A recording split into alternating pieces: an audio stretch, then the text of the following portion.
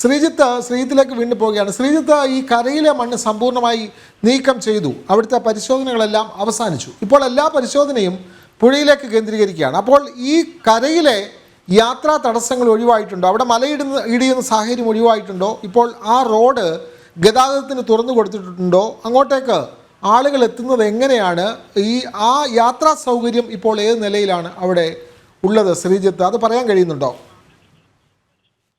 ഇന്നലെ രാത്രിയോടെയായിരുന്നു 8 ദിവസത്തിന് ശേഷം ആദ്യമായി തന്നെ ഈ റോഡ് തുറന്നു നൽകിയത്. ഇവിടെ 8 ദിവസമായി കുടുങ്ങിക്കിടക്കുന്ന ലോറി ഡ്രൈവർമാരെ നാം പലതവണ കണ്ടിരുന്നു. അവർ തങ്ങളുടെ വിഷമങ്ങൾ ഉൾപ്പെടെ രേഖപ്പെടുത്തുന്ന ഒരു സാഹചര്യമുണ്ടായി. വലിയ പ്രതിഷേധങ്ങൾ വിവിധ ഭാഗത്തു നിന്നുമുണ്ടായി. കാരണം ഈ റോഡ് അതിവേഗം തന്നെ തുറന്നു കൊടുക്കണമെന്നാവശ്യപ്പെട്ട് ഈ കർണാടകയിൽ നിന്നുള്ള ഡ്രൈവേഴ്സുമായി ബന്ധപ്പെട്ട വിവിധ സംഘടനകൾ ഇത്തരത്തിൽ വലിയ പ്രതിഷേധം രേഖപ്പെടുത്തുന്ന സാഹചര്യം ഇവിടെ ഉണ്ടായിട്ടുണ്ട്. പക്ഷേ ഇന്നലെ രാത്രിയോടെയാണ് ആദ്യമായി ആ പ്രദേശത്ത് നിന്നും പൂർണ്ണമായി തന്നെ മണ്ണ് മാറ്റുന്ന ഒരു സാഹചര്യം ഉണ്ടായി. അതിനാൽ ഇന്നലെ രാത്രി ഇവിടെ ഉണ്ടായിരുന്ന വാഹനങ്ങൾക്ക് ഈ റോഡ് ക്രോസ് ചെയ്ത് പോകുവാൻ ഈ റോഡിലൂടെ യാത്ര ചെയ്യാൻ അനുവാദം നൽകിയിരുന്നു. പക്ഷേ ഇന്ന് 5 മണിയോടെ അത് പൂർണ്ണമായും തന്നെ വീണ്ടും ക്ലോസ് ചെയ്യുന്ന ഒരു സാഹചര്യം ഉണ്ടായിട്ടുണ്ട്. നിലവിൽ ആ പ്രദേശത്തിലൂടെ വാഹനങ്ങളെ ഒന്നും കടത്തിവിടാൻ പോലീസ് ശ്രമിക്കുന്നില്ല.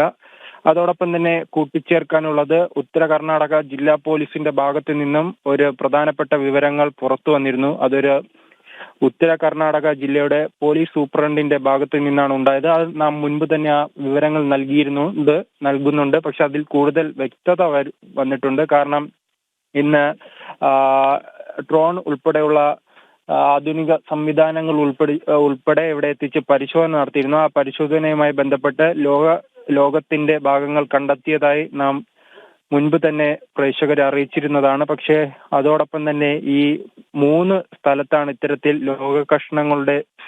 ലോഹഭാഗത്തിന്റെ സിഗ്നൽ ലഭിച്ചിരിക്കുന്നത്. അതിനാൽ തന്നെ ഈ ലോറി 3ആയി പിളർന്നു പോയോ എന്നും നിലവിൽ സംശയിക്കുന്നു. അത്തരത്തിലുള്ള ഒരു വാർത്താക്കുറിപ്പാണ് ഇവരുടെ ഭാഗത്തു നിന്നും ഉണ്ടായിരിക്കുന്നത്.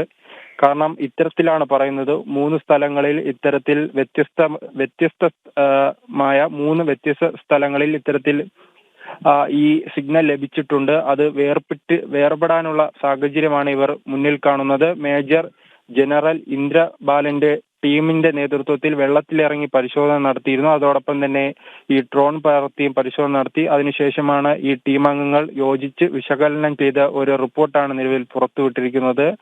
അതിൽ പറയുന്നത്, ഈ 3 ഭാഗങ്ങൾ കണ്ടെത്തിയതിൽ ഏതാണ് ക്യാബിന്റെ ഭാഗം എന്ന് കണ്ടെത്താൻ നിലവിൽ കഴിഞ്ഞിട്ടില്ല. അതാണ് പ്രധാനപ്പെട്ട വെല്ലുവിളി. ഈ 3-ൽ ഏതാണ് ക്യാബിന്റെ ഭാഗമെന്ന് കണ്ടെത്തിയാൽ ആ പ്രദേശത്ത് മാത്രമായി മുങ്ങൽ വിദഗ്ധരെ എത്തിച്ച് ആ ക്യാബിൻ തുറന്ന് അർജുനെ പുറത്തെത്തിക്കാൻ കഴിയുമെന്ന പ്രതീക്ഷയിലാണ് ദൗത്യസംഘം വളരെയധികം പരിശ്രമം നടത്തിയത്. പക്ഷേ ഈ പലതവണ ഈ റഡാർ